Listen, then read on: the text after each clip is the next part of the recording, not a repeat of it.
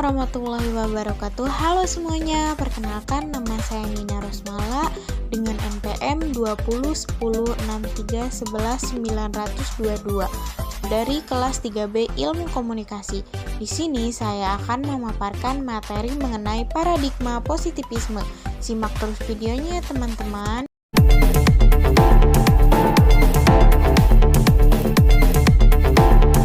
Yang pertama, ada pengertian positivisme. Positivisme adalah suatu aliran paham filsafat yang berkembang di Eropa kontinental, khususnya di Prancis. Positivisme adalah suatu paham yang menuntut agar metodologi yang dipikirkan untuk menemukan kebenaran hendaklah memperlakukan realitas sebagai suatu yang eksis, sebagai suatu objek yang harus dilepaskan dari sembarang prakonsepsi metafisis yang subjektif sifatnya. Positivisme secara etimologi berasal dari kata positif, yang dalam bahasa filsafat bermakna sebagai suatu peristiwa yang benar-benar terjadi, yang dapat dialami sebagai suatu realita. Ini berarti apa yang disebut sebagai positif bertentangan dengan apa yang hanya ada di dalam angan-angan atau impian, atau terdiri dari apa yang hanya merupakan konstruksi atas kreasi kemampuan untuk berpikir dari akal manusia.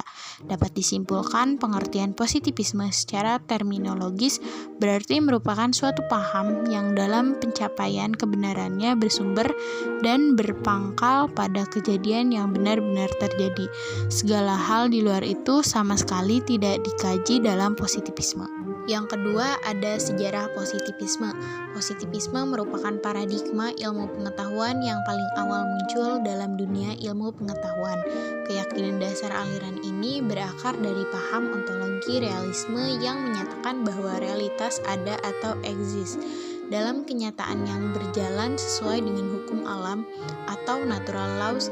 Upaya penelitian dalam hal ini adalah untuk mengungkapkan kebenaran realitas yang ada dan bagaimana realitas tersebut senyatanya berjalan. Pada dasarnya, positivisme bukanlah suatu aliran yang khas berdiri sendiri. Ia hanya menyempurnakan empirisme dan rasionalisme. Dengan kata lain, ia menyempurnakan metode ilmiah atau scientific method dengan memasukkan perlunya eksperimen dan ukuran-ukuran. Positivisme mengajarkan bahwa kebenaran ialah yang logis, ada bukti empiris yang terukur. Yang ketiga, ada tokoh-tokoh positivisme. Tokoh yang pertama yaitu Claude Henry de Rouvroy atau sering disebut sebagai Henry de Saint-Simon. Lahir pada 17 Oktober 1760 dan meninggal pada 19 Mei 1825. Beliau merupakan penggagas utama, sedangkan tokoh yang merupakan bapak positivisme yaitu Isidore Auguste Marie Francois Xavier Comte atau yang sering disebut Auguste Comte. Beliau lahir pada 19 Januari 1798 di Montpellier, Prancis dan meninggal pada 5 September tahun 1857. Pada tahun 1817, Auguste Comte menjadi murid dan sekretaris Saint-Simon karena beliau telah memisahkan diri dari kerajaan karena loyalitasnya yang dipertanyakan. Kemudian terjadi pergejolakan antara Auguste Comte dan Saint-Simon, sehingga pada akhirnya Auguste Comte memutuskan untuk tidak menjadi murid sekaligus sekretaris Saint-Simon lagi. Lalu Auguste Comte menerbitkan buku yang berjudul Sistem Politik Positif. Dalam buku tersebut, beliau mencetuskan tentang sosiologi, yang mana beliau orang pertama yang menyebutkan sosiologi.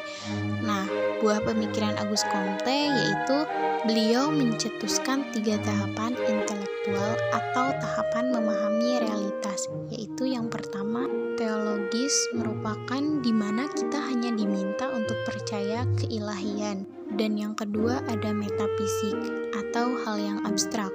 Menurut Auguste Comte, tahap metafisik adalah modifikasi saja dari tahap teologi. Jika pada tahap teologi atau agama bahwa setiap peristiwa dan fenomena alam merupakan realisasi kehendak Tuhan, maka pada tahap metafisik manusia telah berhasil membuat konsep-konsep abstrak dari kejadian-kejadian konkret dalam bentuk abstraksi. Yang ketiga ada tahap positif, di mana kemampuan akal budi manusia telah mencapai tahap tertinggi, yang dimana seluruh peristiwa atau gejala alam dapat dijelaskan berdasarkan hukum dan teori yang dapat dibuktikan secara empiris. Selanjutnya yang keempat ada ciri-ciri positivisme. Positivisme memiliki 6 ciri-ciri. Yang pertama ada reduksionisme, artinya alam semesta dirediksi hanya pada yang bisa diakses oleh panca indera, di luar itu tidak bisa. Dan yang kedua ada objektif atau bebas nilai. Dikotomi yang tegas antara fakta dan nilai mengharuskan subjek peneliti mengambil jarak dari realitas dengan bersikap bebas nilai, hanya melalui fakta-fakta yang teramati dan terukur. Maka pengetahuan kita tersusun dan menjadi cermin dari realitas atau korespondensi.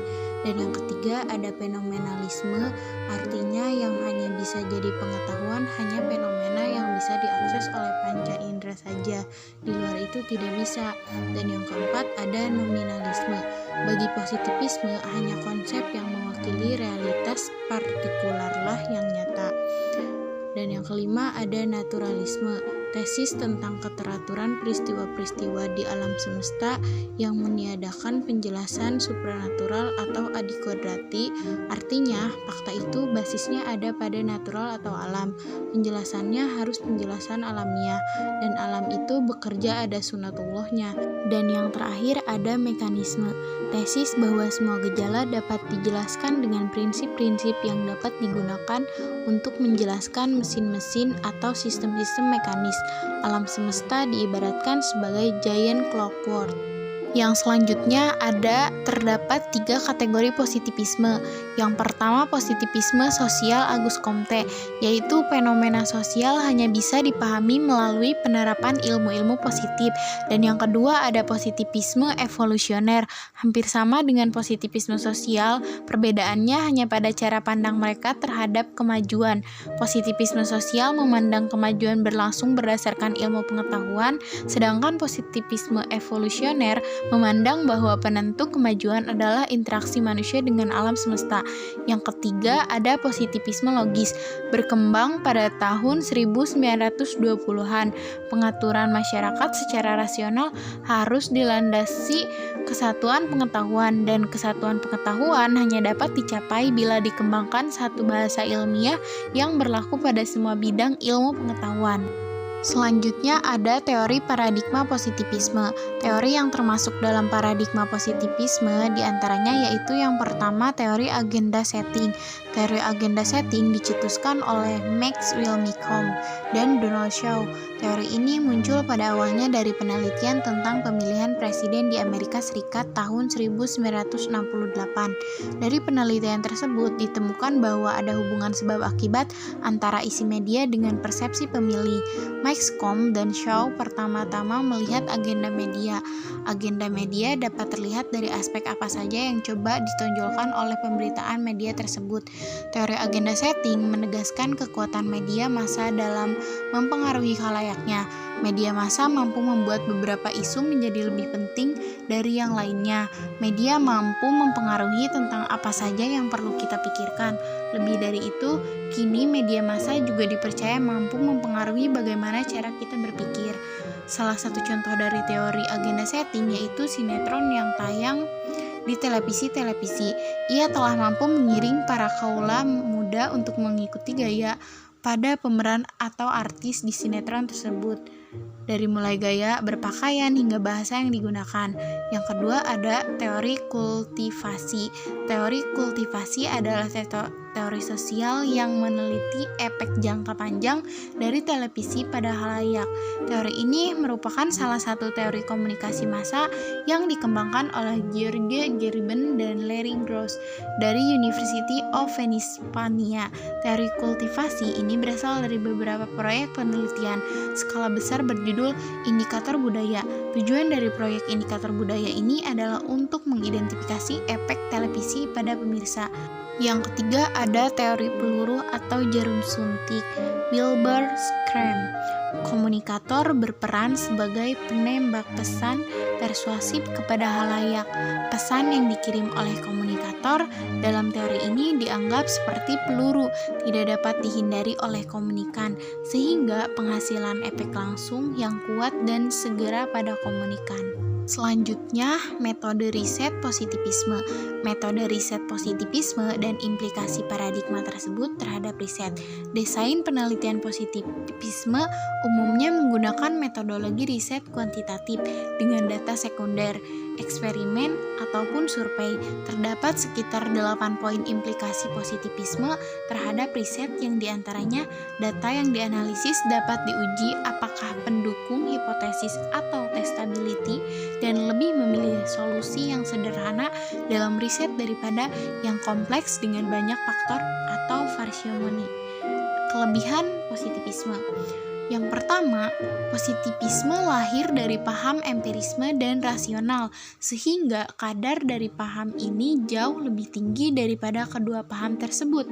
Yang kedua, hasil dari rangkaian tahapan yang ada di dalamnya, maka akan menghasilkan suatu pengetahuan yang mana manusia akan mampu menjelaskan realitas kehidupan tidak secara spekulatif, arbitrary, melainkan konkret, pasti dan bisa jadi mutlak, teratur dan valid.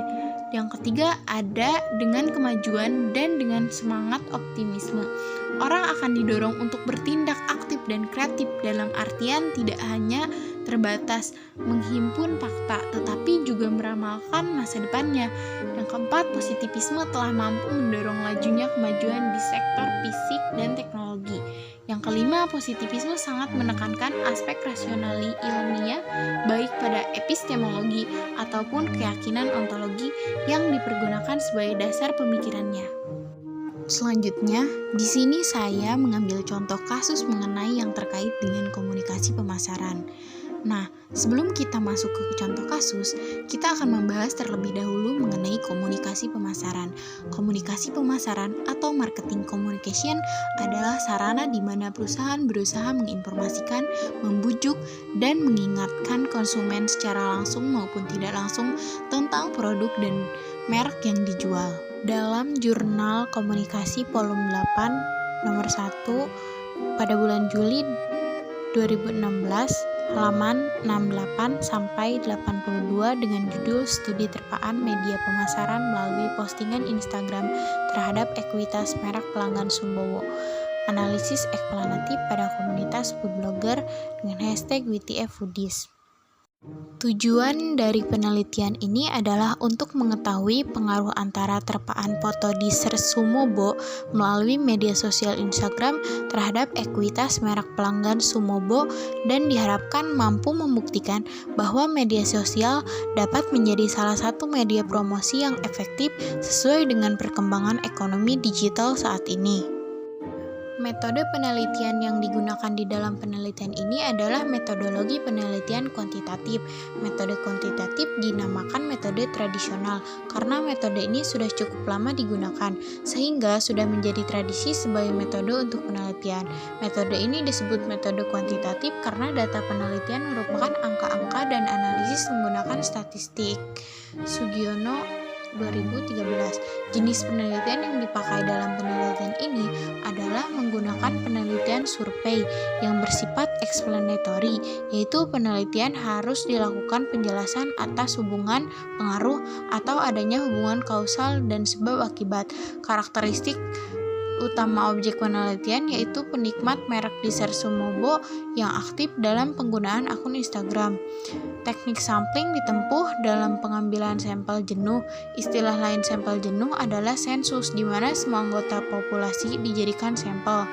Penelitian dilakukan pada komunitas food blogger With The Foodies yang berjumlah 33 orang sebagai populasi sekaligus sampel, di mana identitas komunitas ini di media Instagram menggunakan hashtag WTF Foodies. Selanjutnya, kita akan mengkajinya dengan 3 aspek. Yang pertama, aspek ontologi. Kata ontologi berasal dari perkataan Yunani yaitu ontos, being, and logos.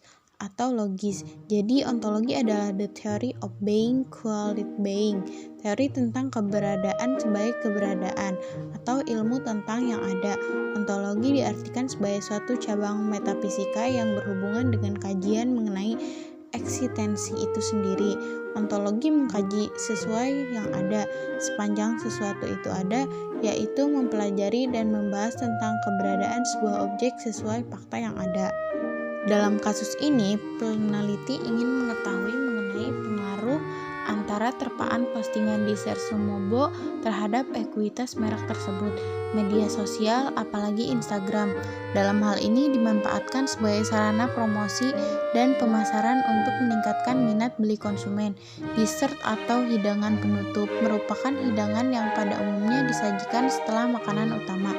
Dessert kini tak hanya dijadikan makanan penutup setelah makan malam, namun juga dapat dijadikan selingan pada makan siang.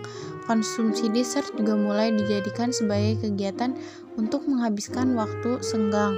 Japanese dessert kini telah menjadi demam di Indonesia, terutama di Jakarta. Begitu banyak restoran yang menyajikan dessert sebagai hidangan utama mereka dan menggeser makanan utama sebagai hidangan tambahan atau hidangan pelengkap saja. Salah satu contoh adalah Sumobo. Sumobo adalah merek dagang Indonesia yang mengadopsi budaya Jepang dan merupakan gerai Japanese dessert yang mengoptimalkan penggunaan media sosial. Yang kedua, aspek epistemologi adalah nama lain dari logika material atau logika mayor yang membahas dari isi pikiran manusia, yaitu pengetahuan. Epistemologi merupakan studi tentang pengetahuan. Bagaimana mengetahui benda-benda. Pengetahuan ini berusaha menjawab pertanyaan-pertanyaan seperti cara manusia memperoleh dan menangkap pengetahuan dan jenis-jenis pengetahuan. Menurut epistemologi, setiap pengetahuan manusia merupakan hasil dari pemeriksaan dan penyelidikan benda hingga akhirnya diketahui manusia. Dengan demikian, epistemologi ini membahas sumber, proses, syarat, batas, fasilitas, dan hakikat pengetahuan yang memberikan kepercayaan dan jaminan. Epistemologi dari kasus ini, kesuksesan dari kemunculan Sumobo melalui tren media sosial menjadi suatu bibit dari bertumbuh dan berkembangnya bisnis dessert di Indonesia. Terciptanya Sumobo berawal dari ide yang didapatkan oleh Iren Tajayadi ketika berlibur ke negeri Sakura, Jepang. Ketika ia melakukan wisata kuliner di Jepang, ia melihat tren dessert yang sedang booming di sana, memiliki konsep yang bagus dan dapat diadopsi ke Indonesia. Selain itu juga dikarenakan Indonesia memiliki cuaca yang panas sehingga sangat cocok sebagai tempat untuk menjajakan cool dessert Sumobo. Menggunakan media sosial sebagai media untuk memperkenalkan namanya dan menggunakan kesempatan tren media sosial untuk memperluas sayapnya. Dengan menjajakan menu makanan penutup yang menyegarkan, Sumobo juga memiliki kemampuan untuk menarik pasarnya dengan konsep dan packaging produk yang menarik. Selain itu, terdapat beberapa jenis makanan berat yang disediakan oleh Sumobo sebagai pelengkap gerai restoran tersebut. Sumobo sama sekali tidak menggunakan pengiklanan melalui media televisi, namun mereka memanfaatkan tren dari penggunaan media sosial. Mereka juga bertumbuh pada kemampuan word of mouth marketing sebagai juru bicara mereka dan komunikasi persuasif melalui media sosial, terutama dalam melakukan teknik attractive attention melalui komposisi visual yang tepat. Beberapa pemasaran menekankan pada dua bentuk khusus berita dari mulut ke mulut, pemasaran boost dan viral yang mendorong konsumen menceritakan produk dan jasa yang dikembangkan perusahaan atau informasi audio, video, dan tertulis kepada orang lain secara online. Pemasaran boost dan viral mencoba menciptakan publikasi di pasar untuk memamerkan merek dan fitur berharganya. Selanjutnya, aspek aksiologi secara epistemologis. Aksiologi berasal dari bahasa Yunani kuno, yaitu aksios, yang berarti nilai, dan kata logos, berarti teori. Jadi, aksiologi merupakan cabang filsafat yang mempelajari nilai. Dengan kata lain, aksiologi adalah teori nilai. Surya Sumantri mendefinisikan aksiologi sebagai teori nilai yang berkaitan kegunaan dari pengetahuan yang diperoleh. Aksiologi dalam Kamus Bahasa Indonesia tahun 1995 adalah kegunaan ilmu pengetahuan bagi kehidupan manusia. Kajian tentang nilai-nilai khususnya etika menurut Wibisono seperti yang dikutip Surajio pada tahun 2007, aksiologi adalah nilai-nilai sebagai tolak ukur kebenaran, etika, dan moral sebagai dasar normatif penelitian dan pengalihan serta penerapan ilmu. Nah, dalam aspek ontologi, dalam kasus ini kita bisa tahu bahwasanya seiring dengan berkembangnya zaman, pemanfaatan teknologi tidak hanya digunakan bagi kemudahan aktivitas sehari-hari saja, namun juga diimplementasikan ke dalam berbagai sektor, salah satunya sektor ekonomi. Sumobo merupakan merek dagang Indonesia yang telah melakukan suatu inovasi dengan mengadopsi konsep makanan Jepang dengan makanan Indonesia yang disajikan sesuai dengan lidah masyarakat Indonesia. Tentunya hal ini telah mengurangi budaya konsumtif Indonesia dalam sektor bisnis kuliner dengan menjadi produktif yang mampu menciptakan inovasi baru untuk dapat bersaing dengan ke-9 negara yang membajiri pasar Indonesia. Hal ini tentunya dapat memberikan pemasukan bagi negara dikarenakan penyebaran informasi mengenai keberadaan Sumobo dilakukan melalui banyak media sosial khususnya Instagram, sehingga tidak menutup kemungkinan akan mendatangkan warga negara asing untuk berkunjung ke Indonesia. Sumobo menjadi salah satu produk yang memiliki daya saing tinggi dan berpengaruh atas ketertarikan konsumen akan produk yang ditawarkan.